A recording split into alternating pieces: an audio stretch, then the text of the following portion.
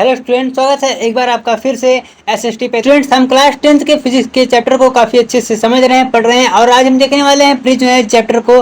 तो आइए हम देख लेते हैं जो आज का हमारा जो टॉपिक होने वाला है। आपको क्या करना है स्टूडेंट्स, आपको सिंपल सा हमारे चैनल को सब्सक्राइब कर देना है, वीडियो को लाइक कर देना है, शेयर जरूर करना है अपने आपको दोस्तों के साथ, जिससे आपके जो दोस्त हैं वो हमारे साथ जुड़े रहें।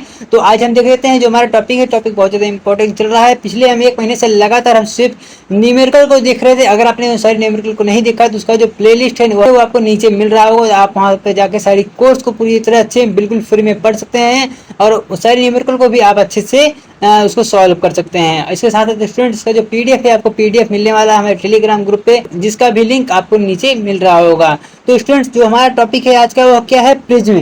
क्या होता है प्रिज्म, पहले इसको समझेंगे। प्रिज्म क्या होता है, इसका उपयोग क्या है, आखिर इसके अंदर क्या क्या चीजें हैं, हम सारी चीजों को बारी बारी से देखने वाले हैं। तो किसी ऐसे समतल पारदर्शी, कोई ऐसा है जो समतल है, कोई समतल पारदर्शी कोई तल है, ठीक है, कोई समतल पारदर्शी तल है जिसकी बनी आकृति, जिससे कोई आकृति बनी हो, कुछ ऐसी आकृति बनी हो, कुछ ऐसी आकृति बनी हो जिससे दो समतल पृष्ठों के बीच कोण बना हो। ठीक है, मान लेते हैं कोई दो समतल चीज है, ठीक है, यह कोई समतल है, यह कोई समतल है और ठीक है, उसको हम आपस में ज्वाइंट कर रहे हैं। ज्वाइंट करने से क्या होगा, उसके बीच एक कोण बन जाएगा, उसके बीच एक कोण बन जाएगा। वह जो कोण बन रहा है वो आपका प्रिज्म कहलाएगा, वो आपका एक प्रिज्म का कार्य करने वाला है। स्टूडेंट्स, आपको बातें धीरे धीरे समझ में आ जाएंगी, मैं आपको इसे धीरे धीरे समझाने की कोशिश करता रहूंगा। ये देखिए, अगर मैं इसके फिगर की बात करूं, अब देखिए यहाँ पर ये समतल है, यह कुछ इस प्रकार से समतल है। आप पहले इस वाले फिगर में देखिए स्टूडेंट्स, यह कुछ इस प्रकार से एक समतल, यह इसका दूसरा समतल, इसका जो तीसरा समतल है वो उधर की तरफ है, ठीक है। लेकिन स्टूडेंट्स हम क्या देखते हैं, जब हम कुछ इस समतल को आपस जब मिलाते हैं तो इनके बीच एक कोण बन जाता है, इनके बीच क्या बन जाता है, एक कोण बन जाता है और यह एक प्रिज्म का कार्य करता है, ठीक है।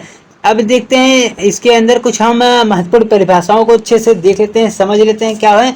सबसे पहले हम देखने वाले हैं अपवर्तक पृष्ठ को। क्या होता है अपवर्तक पृष्ठ, जिन समतल पृष्ठों से प्रकाश का अपवर्तन होता है, ऐसे समतल पृष्ठ, कैसे, ऐसे समतल पृष्ठ जिनसे प्रकाश का अपवर्तन होता है। जो जैसे मान लीजिए यह कोई पृष्ठ है, यह कोई पृष्ठ है, मान लीजिए यह कोई पृष्ठ है और प्रकाश किरण कुछ इस प्रकार से आई, इसका जो अपवर्तन होगा, ठीक है, यह जिस पृष्ठ से हो रहा है उसको अपवर्तक पृष्ठ कहेंगे। आपको बात अच्छे से समझ आ गई, आपको समझ आ गई ना?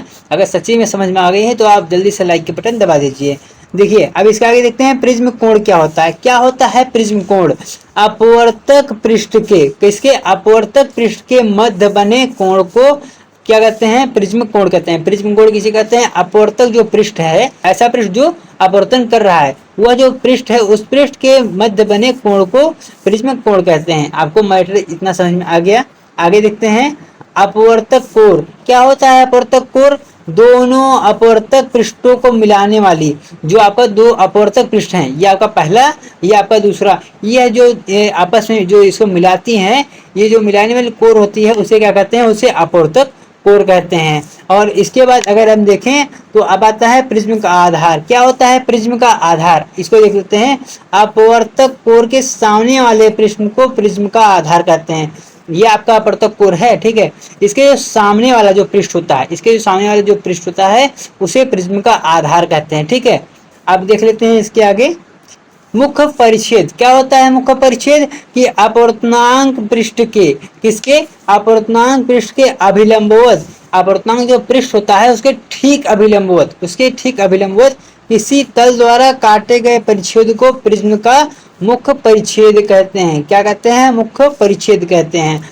अपवर्तनांक के पृष्ठ के अभिलंबवत, जो आपका अपवर्तनांक है उस जो पृष्ठ है उसके ठीक लंबवत काटे गए परिच्छेद को प्रिज्म का मुख्य परिच्छेद कहते हैं। इसके आगे देखिए स्टूडेंट, बस आज के लिए इतना ही। आपको सारी चीजें काफी अच्छे से समझ आ गई होंगी। तो अगर आपको आ गई तो वीडियो को लाइक, सब्सक्राइब, शेयर जरूर कीजिएगा और अपने आप दोस्तों के साथ शेयर करने के साथ साथ उनको बताइए कि क्लासेस काफी अच्छे से चल रही हैं, आप भी वहाँ पे आके बिल्कुल फ्री में पढ़ सकते हैं। तो बस आज के लिए इतना ही, नमस्कार।